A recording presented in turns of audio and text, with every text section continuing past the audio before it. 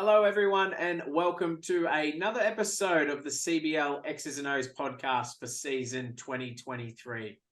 Got Rd7 writing joining me again today, and we're reviewing what was round 7 in the Gippsland conference. And we had some tough, tight battles, as well as some big winning margins and the ladder shuffling all over the place in round 7, haven't we, Reese? Yeah, a lot of fireworks. Definitely, and both really, both the men and women. Really some interesting results. Some teams must have listened and closed out a few games and got it done. Looking forward to dissecting it all and going through it. Saturday night, the Lakes Entrance Pelicans in the men took on the Mall Magic, and unfortunately they couldn't defend their home court, but Den Kwani obviously put on a bit of a show for the fully packed indoor youth and rec centre, shooting 32 points. It's a fair effort from Deng. Yeah, big performance by Dang, and just unfortunately just wasn't their night. In the end, unfortunately, just that last quarter that hurt them to get that over the line. Like you just mentioned, packed. Very, very packed, full house down at Lakes, which is great to see that the community is backing that fully. Just Morwell too good in the end, outscoring Lakes 32-16 in that last quarter. And just led by, no other but Jordan Canavan with 30 and followed closely with Daniel Broad, 15. Backing up Dang's performance, Jay with 12. But yeah, very unlucky night for the Pelicans. And Traralgon welcomed the Wonthaggi Coasters into Gris Saturday night, and some really good performances there from Ben Barlow and Ben Waller, the two Bens, really did the damage for the T-Birds. Yeah, huge win for Traralgon to keep their playoff hopes alive. And that puts Wonthaggi in a bit of a tricky spot too, going into the last round. I think both of playing at least top 4, potential top 4 teams this coming around. Funny enough, Matt, I don't say it often where you usually win the game in the first quarter, but this is what happened in this one. Traralgon outscored Wonthaggi 33-20 in that first quarter, and pretty much every quarter after that it was tied or it was a point difference. Well done to the mighty T-Birds there, and they got it done. But yeah, Ben Barlow and Ben Waller are a huge force to reckon with. Ben Barlow of 28 and Ben Waller of 26. But Jet Garnham adding to his really impressive season so far of 26, and backed up with Will Mortimer with 22. And then Pakenham Warriors welcomed the South Sonics into Cardinia Life, and it was a fair team effort by Pakenham when they've got a few players in double digits. They did shoot 126 points, which does help to be able to spread the load and get some players into double digits. Yeah, Pakenham just really, told Sale, here's the door, see you later. Just really came in full dominance that whole game. Unfortunately, it looks like that their season's going to be over, for that playoff hunt. But, with that being said, they certainly knew how to share the love on that 126 points they scored as a team. 6 players in double digits, which is huge. With leading that is the small brothers from the looks of it, Jared and Ethan. Jared had 30 and Ethan had 16.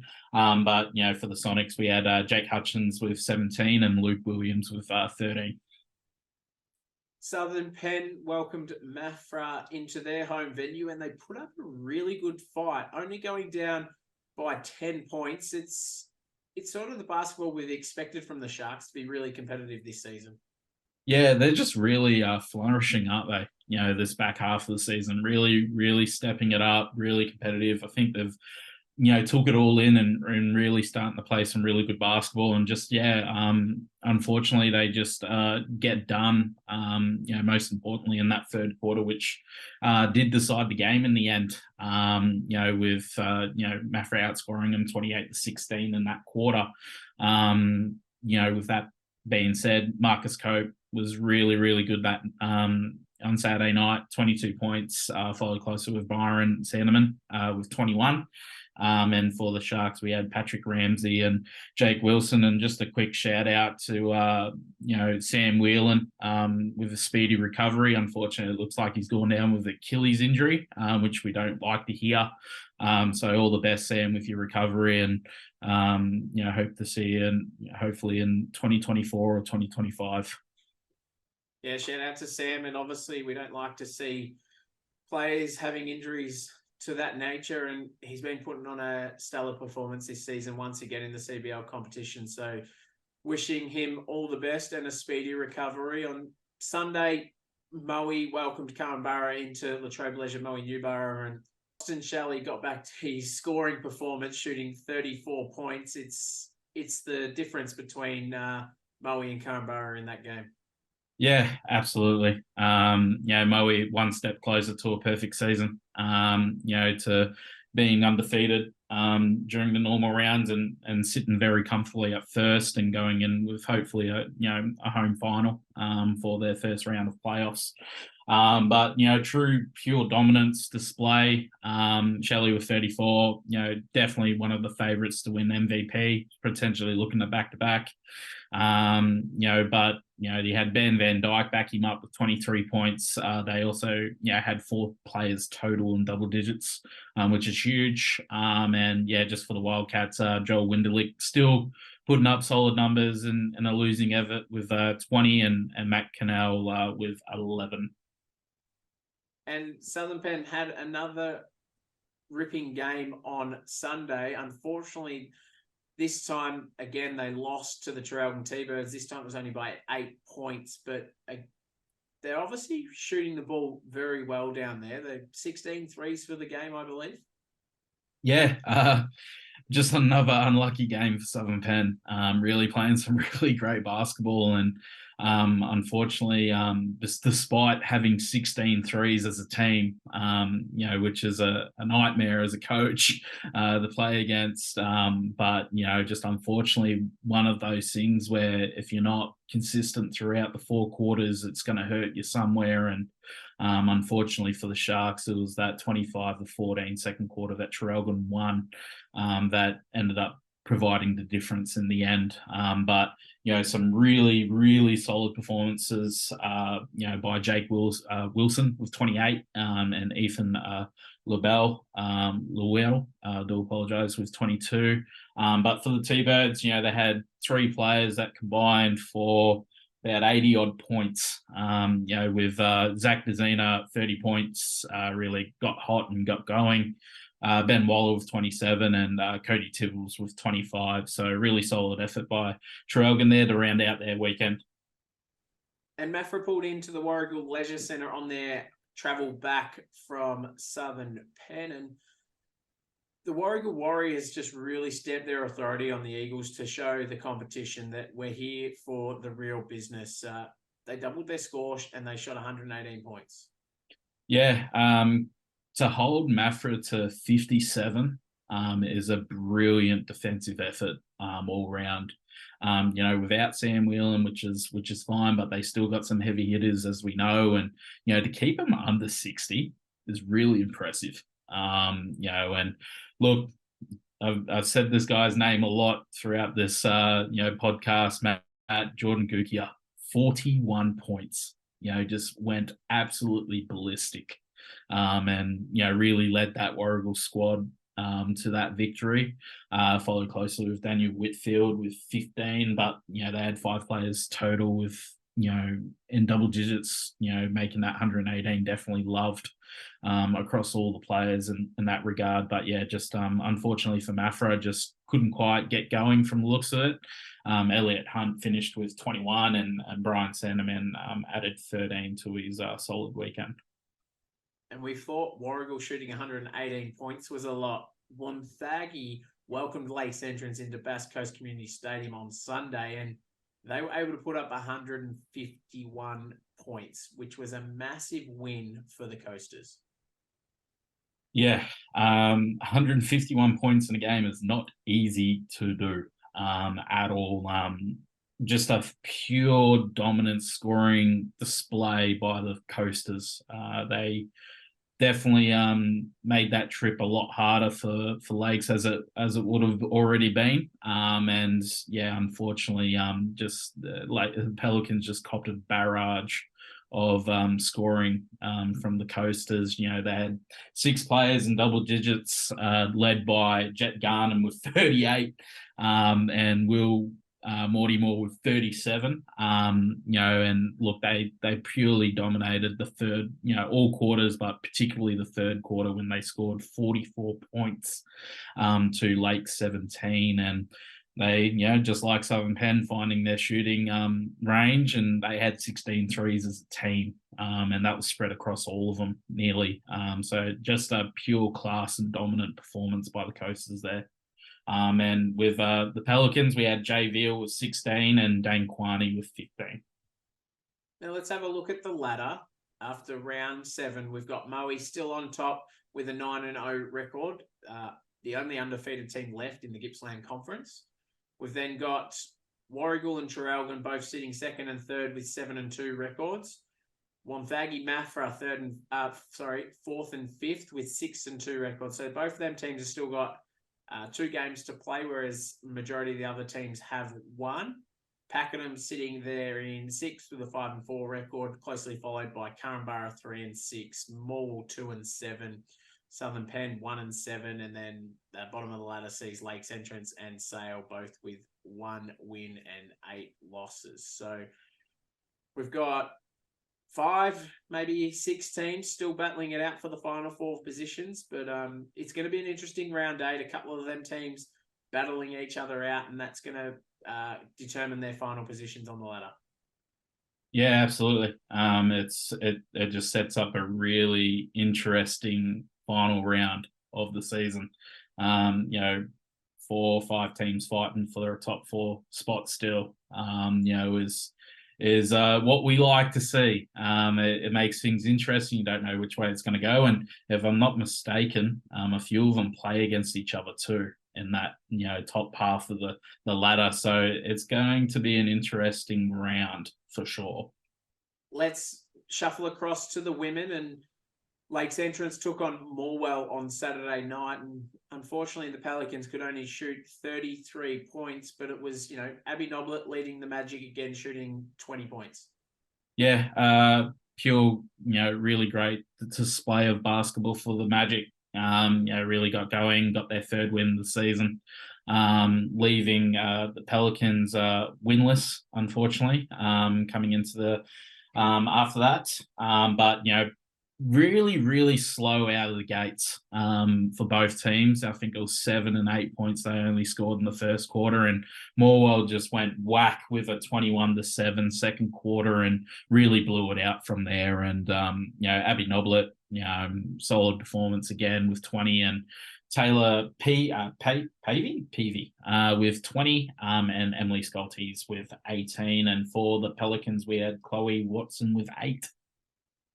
Traralgon took on the Wonthaggi Coasters in Gris and were able to get over the line by 11 points, which now pretty much locks the T-Birds in for a top 2 finish and a home semi-final. Yep. Very physical game. Very, very physical. And, you know, no team was, you know, backing down. They were hustling. They were doing everything they can. You know, very low scoring affair. It's not often do we see 2 teams under 60 points this season.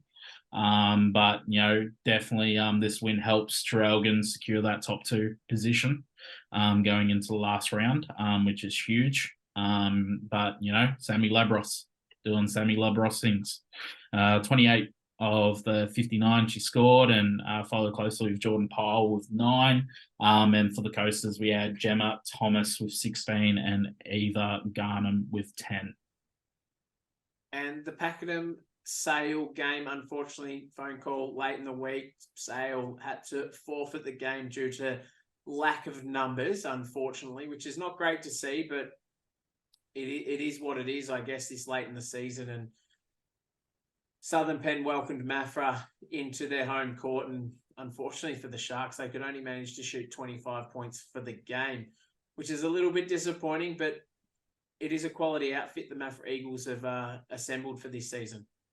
Yeah, I was speaking very highly of Mafra, early in the season, definitely a team to watch, and they're really starting to build some really important momentum going into the last round, and, just a pure dominant display, very, young and inexperienced Sharks team from the looks of it. Some plenty of new names on there, and yeah, to hold them to 25 for the game is a huge defensive effort by the Eagles, but yeah, very disappointing by the Sharks there. I thought they could have put up a better fight. But leading the charge for the Eagles was Sienna Wine with 24, and Paige Brittle with 17, and for the Sharks we had Zara Fabrics and Mia Spicer with 5 apiece.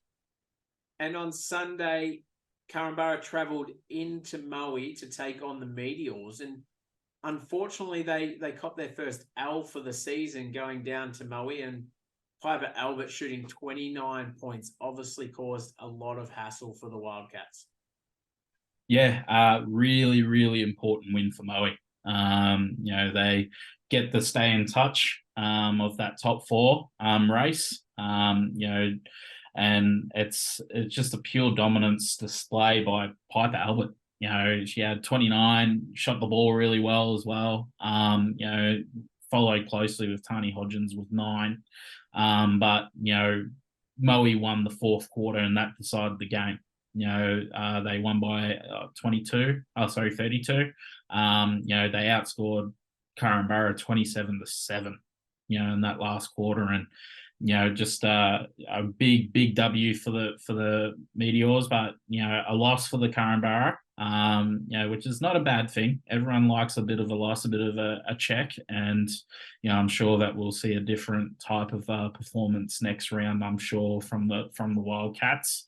But Taylor Angwin with 25 and Alana Arneson with 8. Traralgon travelled down to Southern Peninsula to take on the Sharks, and Samantha Labros continued her fine shooting form this season, shooting 17 for the T-Birds to easily account for the Sharks. Yeah, Southern Penn did 5 points better than their last game. Definitely, very young squad again that they put up against a top tier team in Traralgon, and Traralgon ran over them from the get go and really stamped it in that final quarter, outscoring them 24-9. But yeah, Sammy Labros doing Sammy Labros things, and she had 17 for the game, and followed closely with the youngster Hannah Smith with 16. Really good to see that with young athletes getting up there into the scoring columns. And for the Sharks, we had Keely Tui with 8 and Imogen Ickman with 5.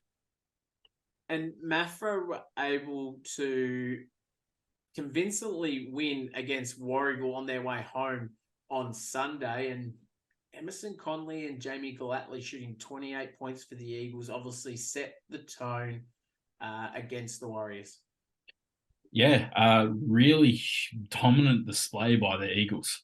130 points they put up, in that game, and that's no easy feat. And to score at will like that, they just obviously locked down everything they did that game and really held the Warriors to the sword. We had Emerson Conley with 28 and Jamie Gallatley with 28. But what was really appealing in that game was the Maffra Eagles outscored Warragul 33-9 in that second quarter. And just unfortunately Warragul and just being a little bit inconsistent all season, mixed results a bit of everywhere, and they just unfortunately couldn't keep up with the barrage of scoring that came from the Eagles. But Beck Orwin top scored again with 12, and Louise Campbell with 11.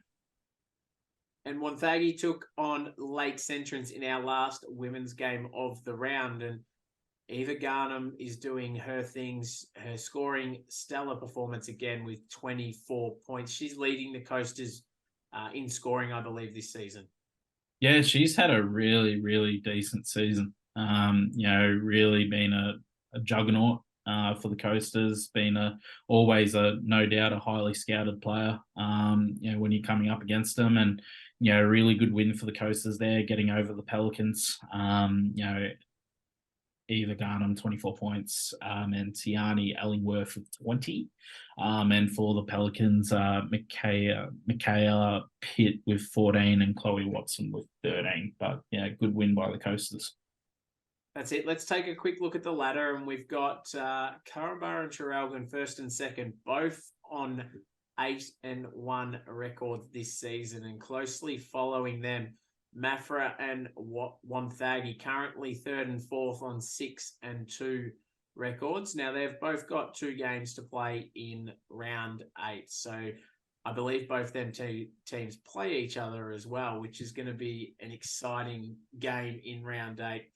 Moe and Pakenham are shortly behind them with 6-3 records, and again, both them teams are chewing at the heels of the 2 teams above them, wanting to be getting that final top 4 positions. Morwell and Warragul drop down after that with 3-6 records. Sale there 2-5, and then we've got Southern Penn and Lakes Entrance holding up the bottom of the ladder. Both teams haven't got a win this season, but they both do get to play each other in round 8. So we are going to see one of them get their first win for the season. The ladder's not locked in yet in the women's race. We've probably got Caringbah and Traralgon have locked in their semi-final hosting rights, but the other 2 positions could be filled by up to 4 different teams. Yeah. Still, Caringbah and Traralgon probably sitting comfortable right now. Depending on how the results go, could be a bit of a shake-up. We don't know. But with that being said, we've got Pakenham and Moe literally biting at the heels. They're trying to probably get through their weekend, next weekend, with a dub. But licking their lips on, a few of the other teams playing against each other, and, trying to really try and squeeze in and see how it all plans out. But yeah, it's going to be an interesting round of basketball next week. That's round 7. That's us reviewing the round 7 in the Gippsland Conference. Now, look forward to jumping on later this week with you, Reece, so we can discuss and preview what will be round 8, and it'll be season and ladder defying for the last 4 positions. So for our viewers, our listeners, our fans, stay tuned, and we'll catch you all later in the week.